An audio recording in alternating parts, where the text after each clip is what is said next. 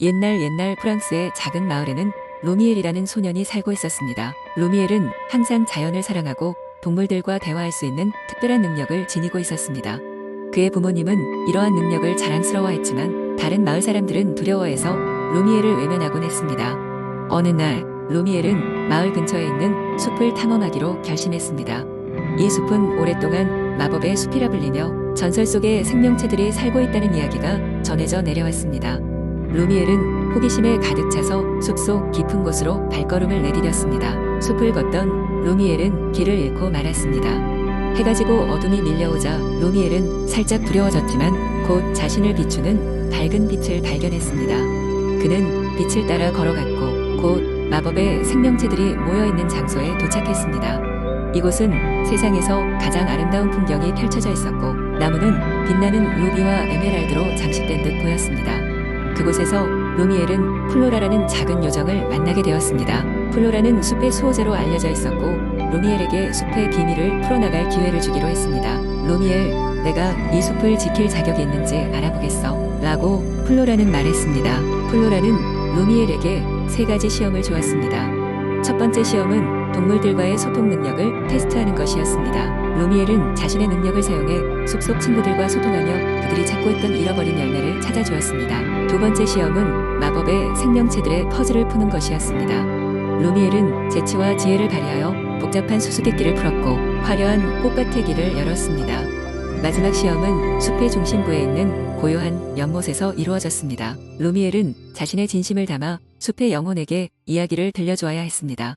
그는 자신의 마음속 깊은 곳에 간직하고 있던 꿈과 희망을 이야기했고 숲의 영혼은 그 진심에 감동하였습니다.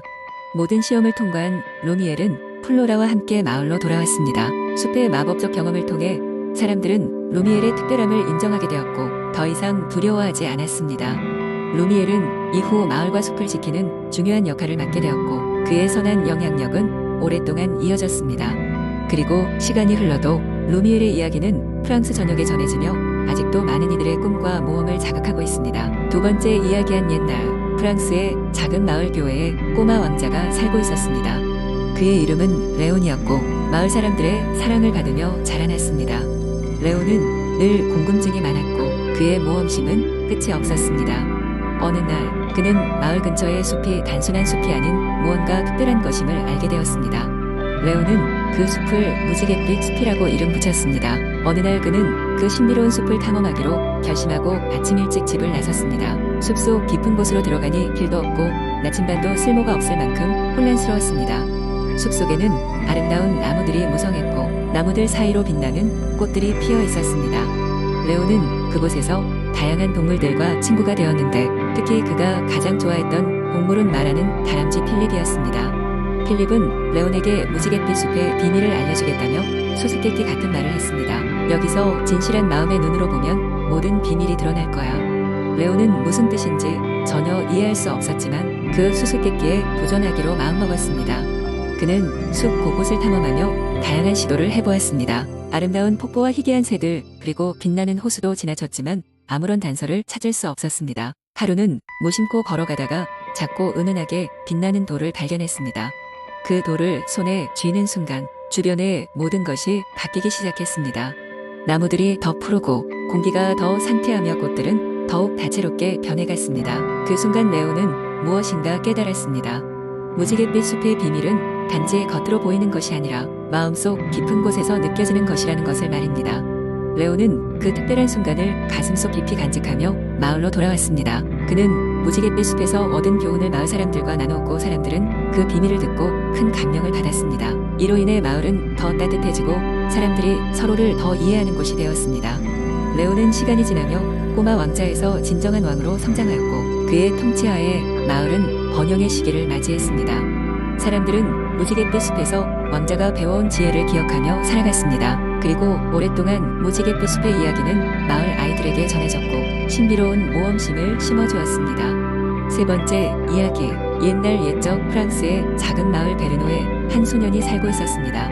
그의 이름은 베르나르였고 그는 항상 모험을 사랑하는 용감한 소년이었습니다. 베르나르는 마을 주변의 숲을 탐험하는 것을 좋아했습니다. 숲속에는 많은 신비로운 이야기들이 전해져 내려오고 있었고 그중 가장 흥미로운 것은 바로 숲의 정령에 대한 이야기였습니다. 어느 날 베르나르는 숲 가장 깊숙한 곳으로 들어가 보았습니다. 나무는 높고 빽빽했으며 공기는 신선했습니다. 그때 갑자기 부드러운 목소리가 들려왔습니다.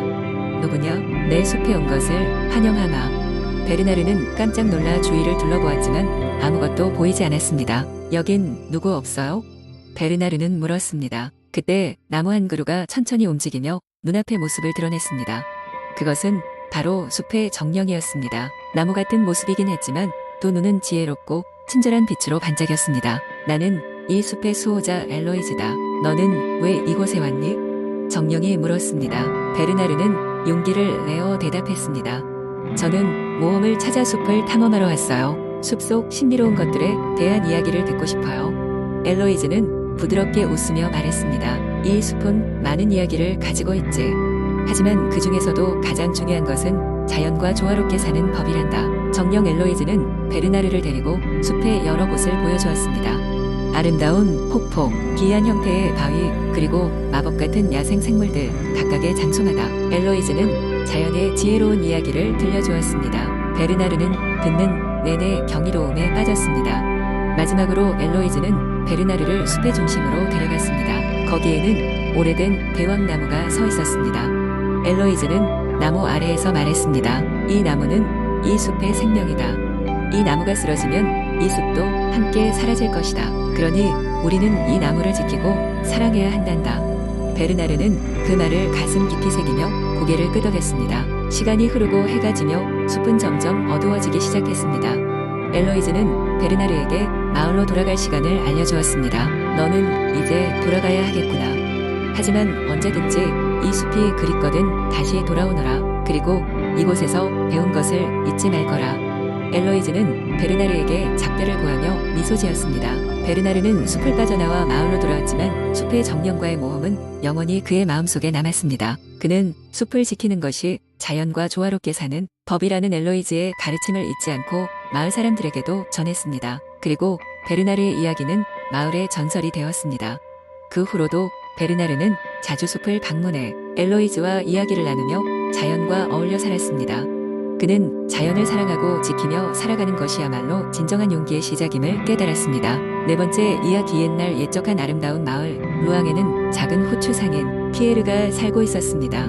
그는 평범한 상인은 아니었습니다. 그의 호추는 마을 어느 곳에서 구할 수 있는 것보다 훨씬 풍미가 뛰어나 마을 사람들은 피에르의 가게에서만 호추를 사곤 했습니다. 피에르의 비밀은 그의 호추를 직접 재배하는 과정에 있었습니다. 피에르는 매일 아침 일찍 일어나 정원에 나가 호추 나무를 돌보았습니다.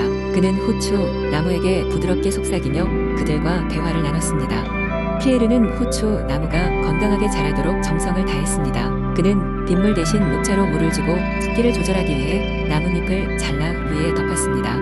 그리고 일정한 온도를 유지하기 위해 특별한 천으로 나무를 덮어주었지요. 어느 날 피에르의 가게에 파리에서 온 낯선 손님이 찾아왔습니다. 손님은 피에르의 호추가 그렇게 특별하다고 하니 직접 맛보고 싶다고 했습니다. 손님이 호추를 맛본 후 그는 감탄했습니다. 이건 마치 다른 세상의 맛이군요. 우리 대도시에서도 이런 맛을 본 적이 없습니다. 피에르, 당신은 어떻게 이렇게 특별한 호추를 만드는 겁니까?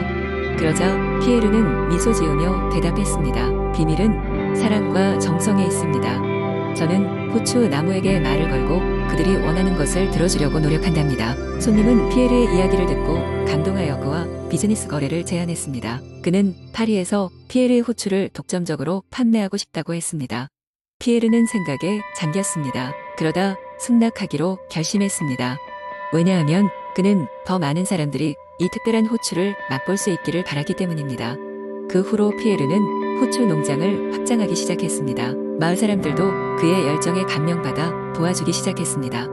모두의 노력 덕분에 농장은 번창했고 피에르는 점점 더 많은 호추를 생산할 수 있게 되었습니다. 피에르의 호추는 점점 더 많은 사람들에게 알려졌고 전 세계에서 주문이 들어오게 되었습니다.